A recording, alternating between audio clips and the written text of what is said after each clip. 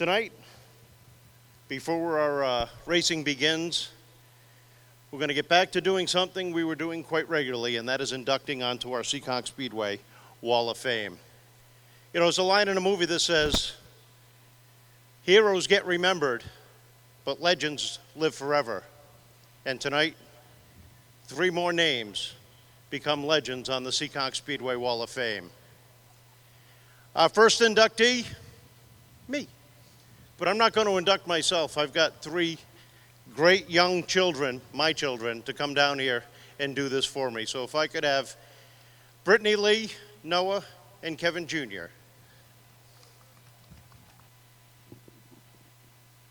Hello, I'm Brittany. Some of you may remember me from my days working over at the popcorn stand or working the concessions as a teenager, and I've just come to realize not everybody knows that Noah and Kevin have an older sister, so it's great to meet you all and share a little bit about myself and my dad. So as I reflect on my childhood, I can't help but think about the incredible influence my dad has had on my life. His unwavering dedication and passion to Seekonk has always inspired me.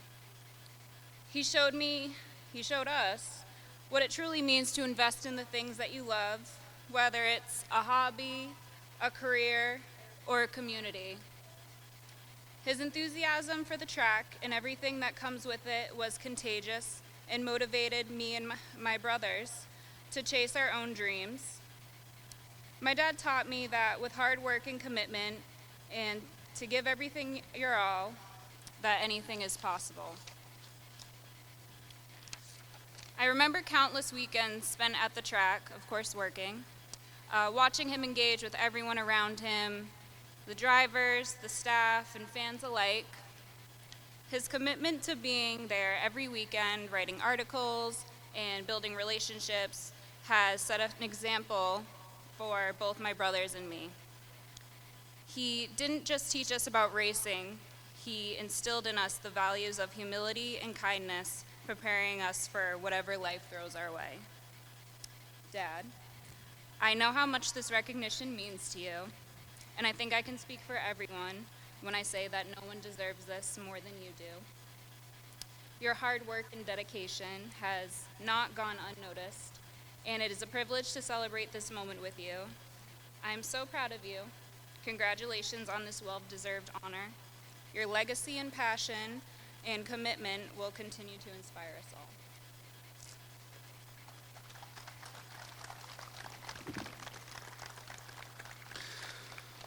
Like most of us here at the Speedway, I have spent most of my weekends of my life, well, here. I'm doing the very same thing we are all here gathered tonight, watching the races and listening to the same man who has called these races for the past 30 years, my father. While I've only been coming here for a little more than probably about half that time, I've had the honor of hearing my father call some of the most iconic moments at this racetrack, like Dave Darling getting his 8th career record-setting championship, and tonight Rick Martin himself has the opportunity of tying that record. I've also heard him do more than just Seekonk. For years, he helped out on the Granite State, and he also, the past couple years, did the Oxford 250. Beyond the microphone, he has always been a role model to everybody, not just me and my siblings, but to everybody else, the staff, the management, the fans. Showing that kindness is still around, and kindness is key to things in life. And no matter how hard you work, you can get exactly what you want.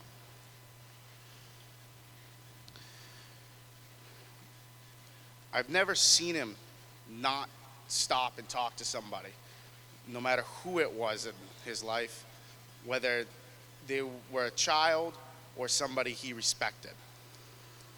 So today, as we gather here on championship night and give the people who have helped make Seekonk Speedway what it is today, I can't help but be filled with a sense of pride and honor to help welcome him to the Wall of Fame. His hard work and dedication has not been unseen or unheard. Congratulations, Dad. You deserve this.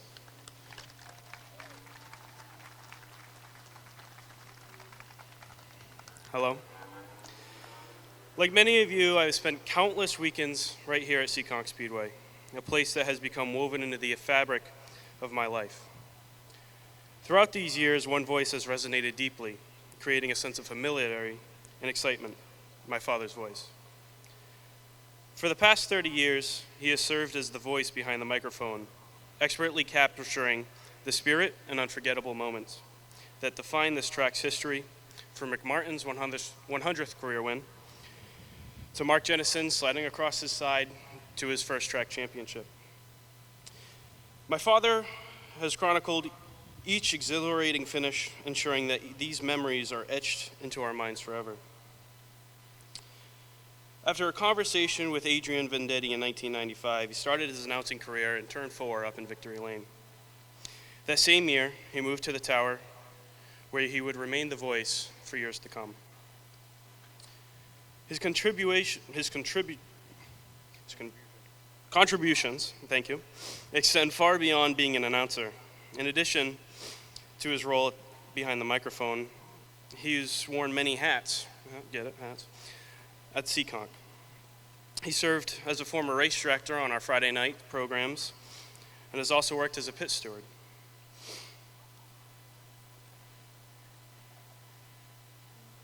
His dedication also saw him as a member of the record crew, a lineup runner, an integral part of the Wall of Fame since its inception. Each of these roles has shaped his deep connection to the Speedway and his community. To countless fans, he's affectionately known as the man in the cowboy hat, always eager to engage in conversation with those who come and support the Speedway. He possesses a genuine enthusiasm for meeting new faces and cherishes the interactions and loyal attendees who return week after week. His commitment to creating memorable experiences is evident during these events, where he can often be seen dancing with the kids along the fence line during the thrill shows to the cha-cha slide, ensuring that every fan feels welcomed and valued. Yet for me, he embodies so much more than a voice that narrates our cherished moments. He is my role model, my mentor, and my hero.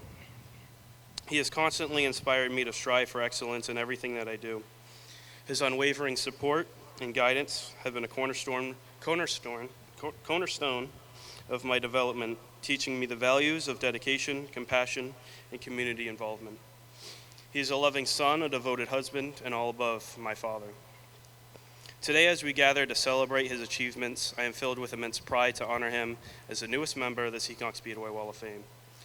This recognition is not merely for his professional contributions, thank you, but is a testament to the profound impact he has had on all of us who have had the privilege to know him. His legacy at Seekonk Speedway is a reflection of his passion for the sport and his deep love for the people who have made this community truly special. Thank you.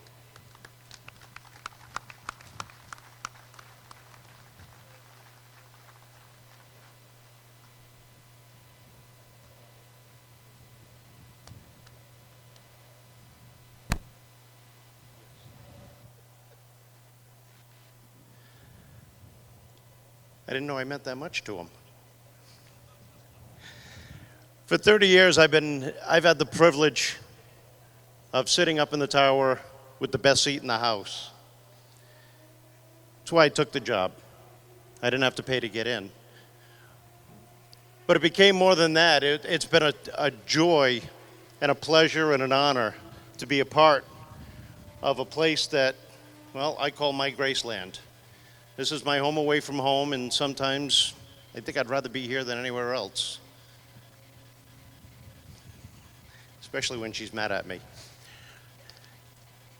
The thing that draws me week after week are the fans and the competitors.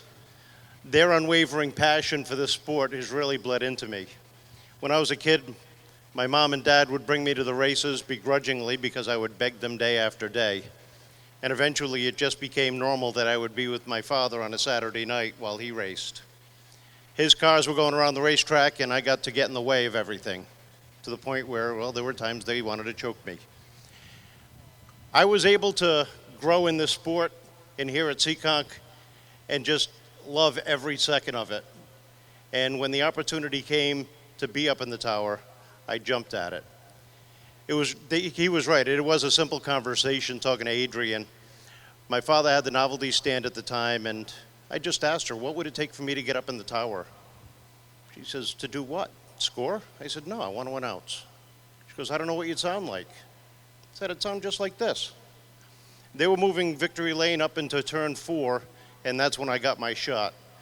During that year, Jim Power, who was the voice, got sick, and I got moved up into the tower, and I was fortunate enough to work with Wally Saliba, who taught me many things over the short period of time that I got to work with him, things that I still hold true to this day.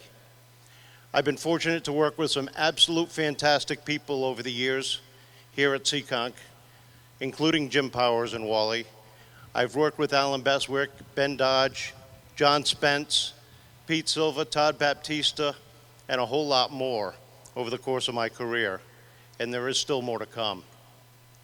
From that little kid that I was when I first started selling programs to today, I still love this sport, I still love the Speedway, and I still love the fans. And it is an honor to be on the 2024 Wall of Fame along with Rick Martin and Skid Sorterup. Thank you.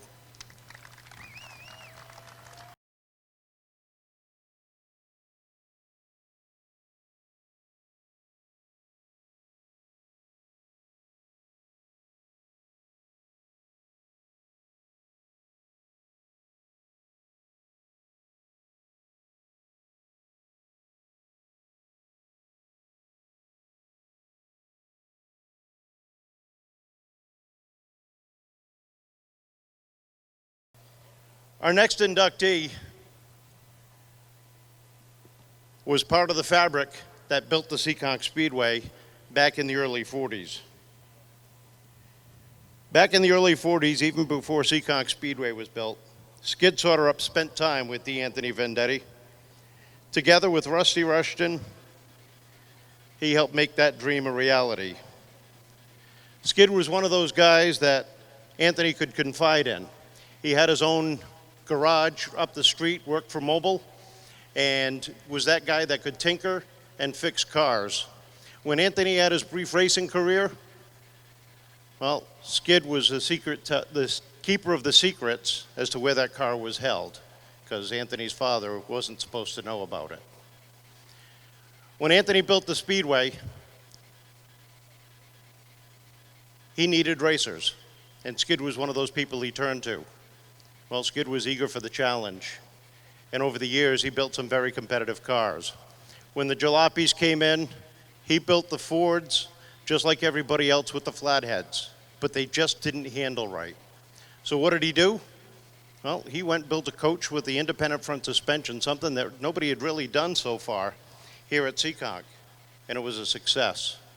Together with Don Hall, they picked up many victories over the years until Skid decided to retire from racing. But that didn't stop him from working on cars, helping people, and being there for others. There's a story that goes around. He was helping somebody get ready for competition, and he was last minute because things were taking a little bit too long. Well, during that time putting the engine together, something dropped on his foot, and he started to swell up. So he asked his wife to go get a Band-Aid. While she was in the house, he drilled out the toe to relieve the pressure, and he kept on going to get that car ready. I think you told me that story, Rebecca. So that was the kind of guy he was. When he retired, he was still here at Seekonk week after week, talking to the people, offering advice to anybody that asked. Rick knew who he was, just didn't know who he was. He knew the name, knew the person, but didn't put two and two together until afterwards. Skid could be seen walking around the pits, talking to the different drivers, different teams. And when he had his 80th birthday party, a lot of the folks from Seekonk were there to celebrate him, along with Don Hall, Francis and Adrian Vendetti, Eddie Perry, and a bunch of others that celebrated his 80th birthday.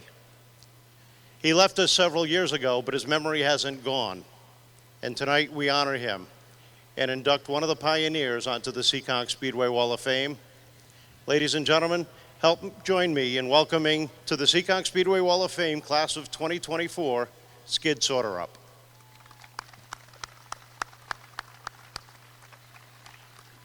To accept Skip's award, his granddaughter, Rebecca.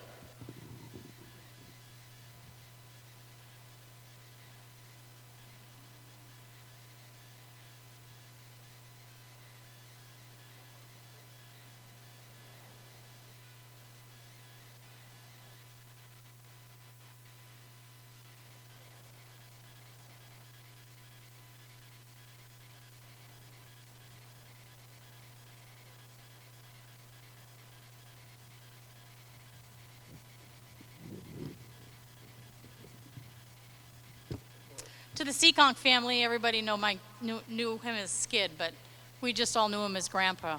And I have a lot of my family here with me to celebrate this moment. I think he would be really happy to know that his grandchildren, his great-grandchildren, and his great-great-grandchildren are all here to welcome him to that Wall of Fame.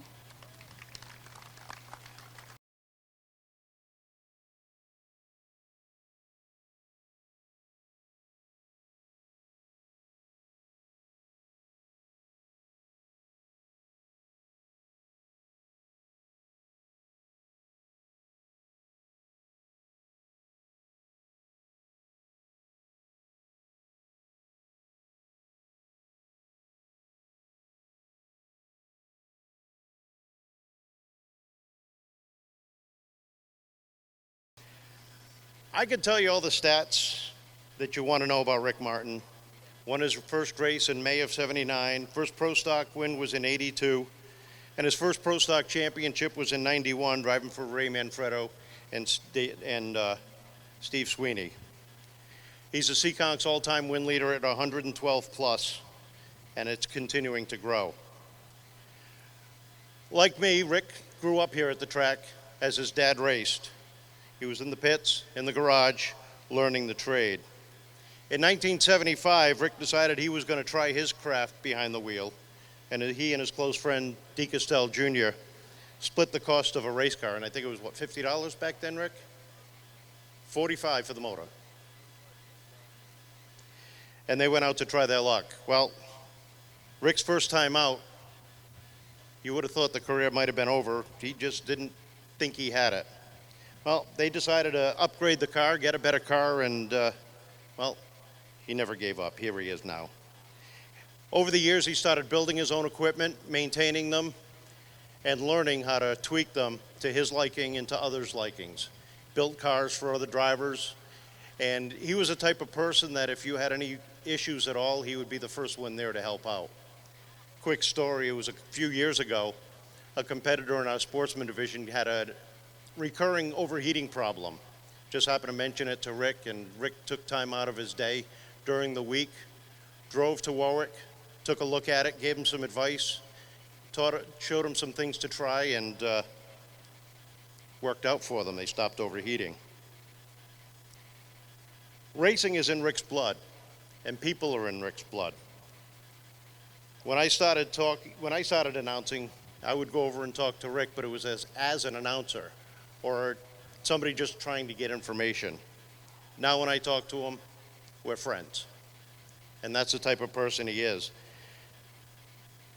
He would continue to try to compete with the best here at Seekonk and throughout the Northeast. He's won races with the Pro All-Star Series, the NEPSA Tour, and even here at Seekonk with the NASCAR Busch North Series, something a lot of people don't know about. Another thing a lot of people don't know about, that in the late 80s, the cost of racing was getting higher and higher. And Anthony wanted to try something. He wanted to go in a different route as far as the engines are concerned. He wanted to go with something off the shelf. Stock parts in an engine, and he knew it could be done. But there was only one person he wanted to try it, and that was Rick.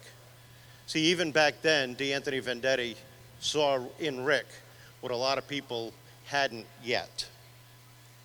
So instead of spending $15,000 for an engine, they would build one out of stock parts. Unfortunately, when Anthony passed away, that went away with it. When Seekonk ran the midweek shows, the open competition races, well, Rick was running here and at Thompson Speedway. So he would bring both cars to the open competition shows, and he would have drivers like Mike Stefanik, Rick Fuller, Reggie Ruggiero sit behind the wheel and compete so he could go out and have fun with some of the best guys in racing. Eventually, he got to the opportunity to drive for Gary Lopes, and with him, they won a championship and won a lot of races throughout the Northeast. And when Rick was driving for Gary, he put Freddie Estelle in his own car and became a car owner championship back in 2000. Now, the one question I always had, and Rick answered this for me a few years ago, where did the name Radical come from? Well, a young fan came up to him one night and said, "Man, you are radical out on the racetrack."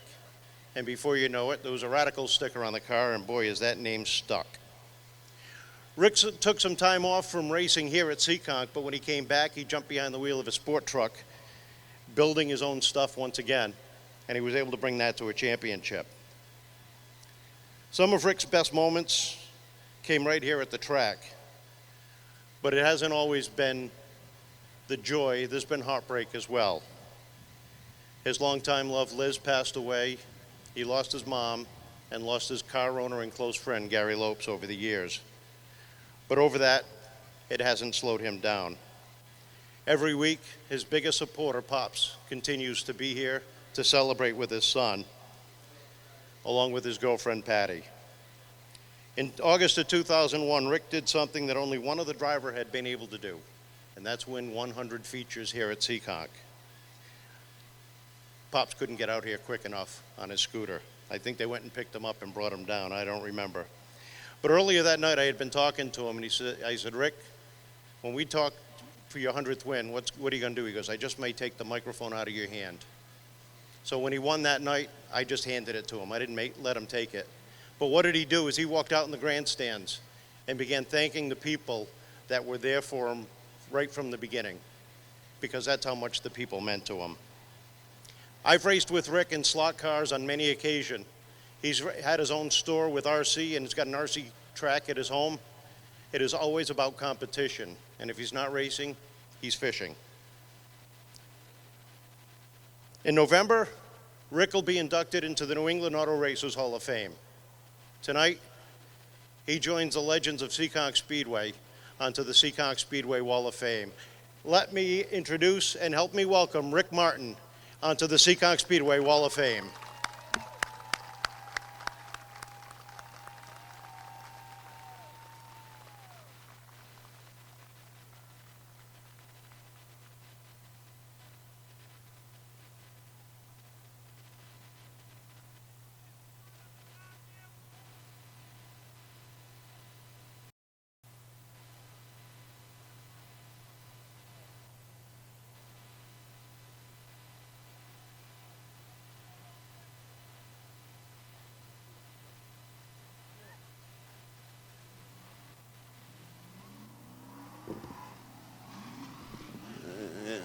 Everybody wants to be a race car driver until it's time to do it. Well, first of all, I got to thank my family. My father got me into the sport. I was just a little 1-year-old watching these cars go around, getting addicted to it. And just actually wanted to try it with my friend D. Gaston. We bought a $40 car, came out here, and though we're setting the wheel on fire and these two cars went around us so fast, I figured I never going to go that fast. Might as well just give it up now. But wasn't smart enough. I just kept doing it, and this has been my life. I mean, the people I've met through racing that I never would have met. I mean, all the hard work. I mean, that's what makes it pays off. I mean, my fans. Seekonk's got the most amazing fans of everybody. I mean, I got guys that said they've been watching me 50 years out here since they were a kid, and they got their grandkids out here, and I'm racing with some of the guys' grandkids that I was racing with 40, 50 years ago, and got to race with a lot of the greats. And, I mean, we won a lot of races, championships. They forgot the one with Gary Matarona's Whitewater Seafood over there. We won the championship, I believe, in 98 or so. And JR's another championship, and with the Sweeneys and the Lopes, and so many people I've met along the way that I wouldn't have through racing. I mean, it's racing that brings families together. I mean, I think this was my mother and father's first date. They came here, and I don't know, it just been my whole life, and I just appreciate everybody that stands behind me. my girlfriend Patty, my family, my crew. I mean, these guys show up every week. Nobody on my car has ever got asked for 10 cents to work on it. They'll work all week if we need it. And we're just still a small team out of a little one-stall garage with a leaky roof and trying to compete against the big guys here. And it's getting a little tough, especially at 66. But hopefully I should be out here in the truck next year and continue on. And hopefully see you all again. And thank you for your support over the years. And thanks Seekonk Speedway for letting me play in your backyard. Thank you.